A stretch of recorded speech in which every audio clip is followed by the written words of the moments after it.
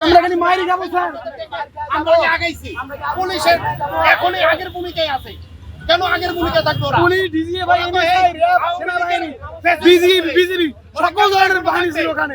সবাই সামনে আমাদেরকে মারছে। হারামি পুলিশ কমিশনার একটা হারামি।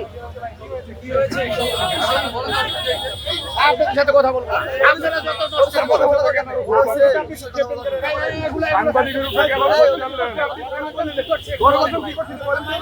গণভবনে আমাদের উপর গুলি করছে, এখনো গুলি করছে আমাদের উপর এই পুলিশ বাহিনী। আপনি কেন সাংবাদিকদের উপর খুব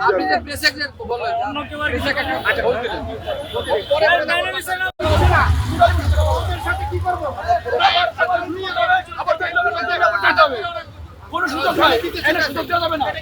আমারও আহত হয়েছে, আমারও আহত হয়েছে, এটা সুযোগ দেওয়া যাবে না। টোটালি সুযোগ দেওয়া যাবে না।